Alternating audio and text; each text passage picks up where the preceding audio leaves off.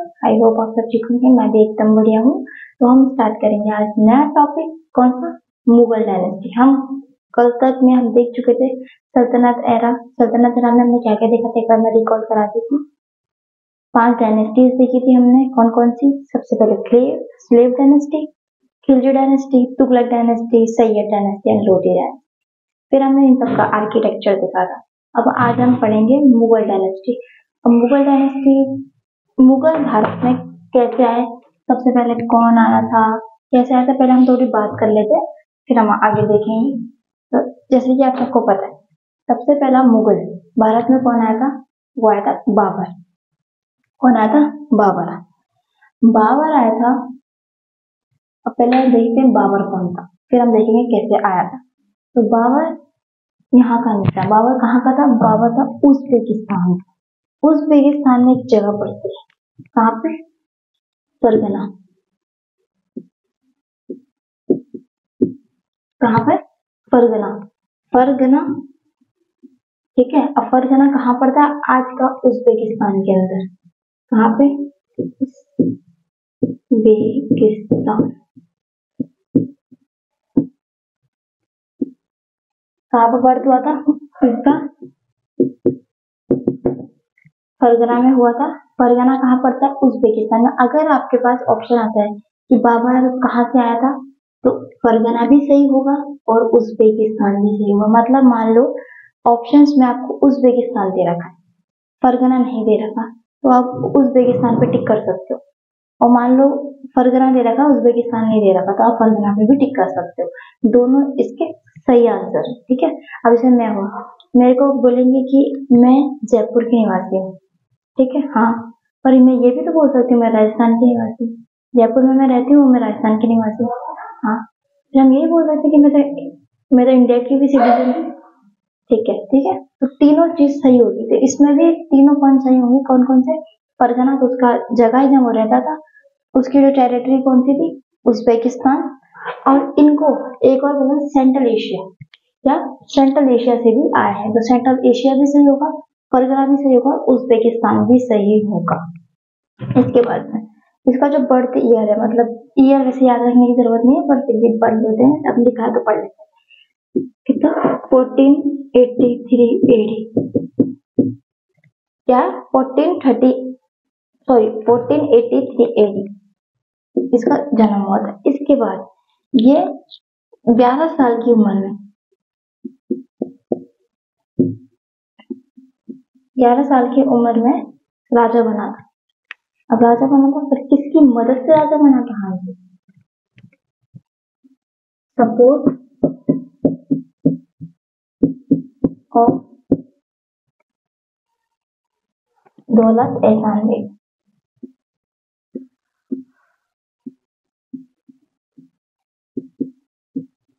एहसान बेग क्या था? किसके सपोर्ट से राजा बना था? दौलत एहसान बेगम। कहीं कहीं जगह इसको एहसान बेगम भी लिखा होता है, लेकिन इनका जो पूरा नाम है क्या है? दौलत एहसान बेगम। तो अगर दोनों ऑप्शन आता है तो सही है, ठीक है। और किस एज में ये राजा बना था? 11 साल की उम्र में राजा बना था। किसकी मदद से राजा बना था? ये बना था दौलत एहसान बेगम की मदद से। अब ये कौन थी इसकी? ये सी ग्रैंड मदर थी, दादी या नानी, ठीक है। इसके बाद बाबर का एक सपना था। क्या भैया का क्या सपना था? वो समरकंद अपने कब्जे में लेना था। क्या लेना चाहता था? समरकंद।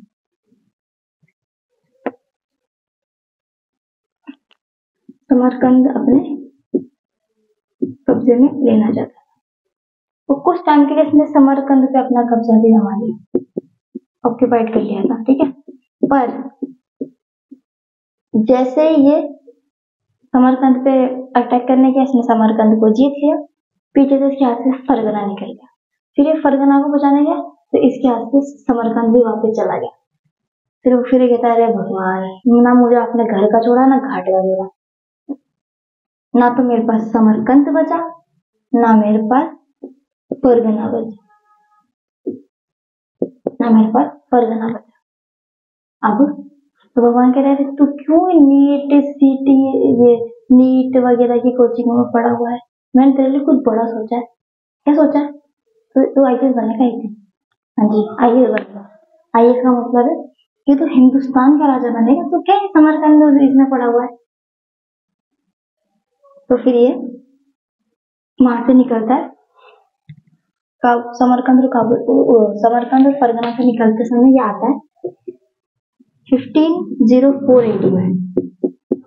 एक काबुल पे आक्रमण करता है। किस पे करता है? काबुल पे आक्रमण करता है और काबुल को अपने कब्जे में ले लेता है। इसका फर्स्ट आक्रमण था ये। किसका? बाबर का हिंदुस्तान पे। क्या किया था? काबुल को इसने अपने कब्जे में किया था। ठीक है, इसके बाद में जब ये देखा कि इसकी डोमिनेंस बढ़ती जा रही है, पर इसको लोग इतना सपोर्ट नहीं कर रहे क्योंकि बाहर का था। तो फिर लोगों ने कहा सर एक काम करो, आप ना सुल्तान टाइटल अडॉप्ट कर लो। मैंने बताया था सल्तनत एरा में सारे जितने भी राजा हुए थे वो सब सुल्तान थे, उन्होंने सुल्तान का टाइटल अडॉप्ट कर रखा था। मैं सुल्तान का जो टाइटल है वो अडॉप्ट नहीं करूंगा क्योंकि मैं खलीफा का रिप्रेजेंटेटिव नहीं हूँ, मैं उसका रिप्रेजेंटेटिव नहीं हूँ। ठीक है, तो फिर उन्होंने कहा फिर आप क्या करोगे? मैं एक दूसरी उपाधि धारण करूंगा। तो 1507 में इसने बादशाह की उपाधि को धारण किया, मतलब बादशाह टाइटल अडॉप्ट किया था। फिर बादशाह बाद में जाके बादशाह बन गया। ठीक है, पर अब ठीक है इसने तो बादशाह की उपाधि धारण कर दी, पर इसके जो पहले के पापा दादा वो क्या लगाते थे? वो लगाते थे मिर्जा। वो कौन सा टाइटल लगाते थे? मिर्जा टाइटल। कौन लगाता था? उसके पूर्वज। ठीक है, अब इसके बाद में फिर इसने आगे बढ़ाई है। फिर पाकिस्तान में दो गांव पड़ते हैं, या जो अपन शहर कह सकते हैं, गांव कह सकते हैं। कौन कौन से? बहरा एंड बिजौर। बहरा और बिजौर पाकिस्तान में गांव पड़ते हैं, दोनों गांव पड़ते हैं। उस पे इसने आक्रमण किया था, उसने इस पे आक्रमण कर दिया था। किस पे आक्रमण किया था? बहरा और बिजौर पे। ये बाबर का पहला आक्रमण है जो बिल्कुल हिंदुस्तान में हुआ था। काबुल में भी हुआ था, लेकिन काबुल इंडिया से थोड़ा सा बाहर पड़ जाता, पर जो पूरा इंडिया के भाग में हुआ था वो कौन सा था? ये पहला था। फर्स्ट आक्रमण था ये, first attack of Babar of India. किस पे हुआ था? फर्स्ट अटैक हुआ था बाबर का। इसमें इस युद्ध में बाबर ने गन पाउडर का यूज किया था। किसका पाउडर का यूज किया था? गन पाउडर का यूज किया था। गन पाउडर का यूज किया था for the first time.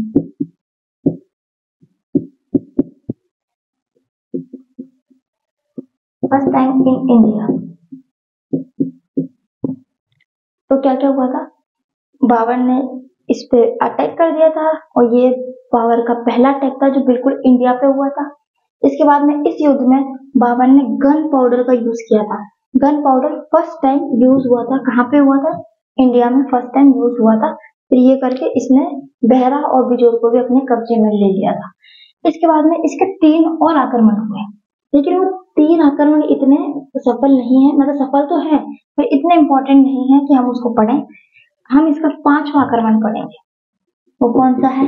Battle of Panipat.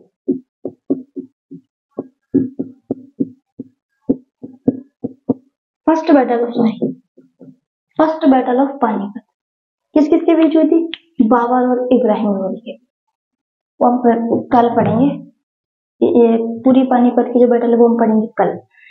अब इसमें देखो, जब इसने सब कुछ कब्जे में कर लिया, फिर ये बड़ा, मैंने आपको कल राजस्थान हिस्ट्री की वीडियो में बताया था कि उस टाइम इंडिया में 2 ताकतें सबसे ज्यादा, मतलब बहुत ज्यादा शक्तिशाली थी। कौन कौन सी थी? एक अफगान थे, दूसरे राजपूत थे। अफगान का जो लीडर था वो था इब्राहिम लोदी, और जो राजपूत के थे वो थे महाराणा सांगा। वो हम पढ़ साथ के साथ, ये दोनों साथ में चल रहा है तो आपको इतनी दिक्कत नहीं आएगी। ठीक है, तो दोनों साथ में चल रहे हैं। ठीक है भैया, अब ये जब आक्रमण करता है पानीपत, मतलब पानीपत का युद्ध लड़ता है, किससे लड़ता है? इब्राहिम लोदी। इब्राहिम लोधी वैसे कोई अच्छा शासक तो था नहीं, लेकिन जब तक वो राजा था तब तक उसको कोई पसंद नहीं करता था। सब हार खाते थे कि नहीं ये तो बेकार है, इससे काम धंधे नहीं होते, मतलब ये तो बेलखड़ा है। पर ये जब इब्राहिम लोधी मर गया, उसके बाद में ना जितनी भी प्रजा थी, जितने भी सेनापति थे, सब ना इब्राहिम लोधी सबके लिए हीरो बन गया था। कैसे हीरो बन गया था? बाकी सब जो राजा होते हैं वो कभी भी सेंटर में आके लड़ाई नहीं करते युद्ध में, वो पीछे ही रहते हैं। सेना लड़ती है, सेना जीतती है तो राजा भी जीत जाता है। राजा कभी भी युद्ध के मैदान में नहीं आता, पर इब्राहिम लोधी सीधा युद्ध के मैदान में आता, बीच में सबके साथ लड़ाई करी। तो देखो यार, ये होते हैं राजा वाले गुण, हमारे साथ में आके लड़ रहा है। फिर जब देखा कि अब हम हारेंगे इसे, तो फिर सेनापति को ने कहा सर अब हम तो हारेंगे, हमारे हाथ से बाजी निकल गई, अपन चलते हैं। लेकिन नहीं नहीं, मैं नहीं जाऊंगा, मैं भागा हुआ राजा नहीं बनूंगा। मेरे यहाँ बहुत सारे जो लोग हैं वो यहाँ पे अभी घिरे हुए हैं, उनको बचाना मेरी जिम्मेदारी है। मैं नहीं भागूंगा, मैं लड़ूंगा आखिरी दिन तक। तो वैसे ही इब्राहिम लोधी को लड़ता लड़ता वहां मारा गया था, तो इसलिए वो हीरो बन गया था, क्योंकि उसने एंड तक भी अपना जो पूरी राजा का कर्तव्य निभाया और वो युद्ध में लड़ता रहा, बिकॉज ऑफ उसकी सेना वहां पे अटकी हुई थी। तो बस यही था छोटा सा वीडियो, आज हमने बाबर का इंट्रोडक्शन देखा। अब हम कल पढ़ेंगे बैटल ऑफ पानीपत, उसके बाद में हम देखेंगे खानवा का युद्ध, एक एक करके देखेंगे। खानवा का युद्ध में इसमें नहीं पढ़ाऊंगी, मेरा राजस्थान हिस्ट्री में साथ में चल रहा है, आप वहां देख लेना जाके। इसमें हम पढ़ेंगे बैटल ऑफ पानीपत। तो बस यही था छोटा सा वीडियो, अगर आपको अच्छा लगा तो लाइक कीजिएगा, शेयर कीजिएगा, कमेंट कीजिएगा and subscribe to our YouTube channel study with Himanshu. मिलेंगे कल नेक्स्ट वीडियो में, तक के लिए बाय बाय।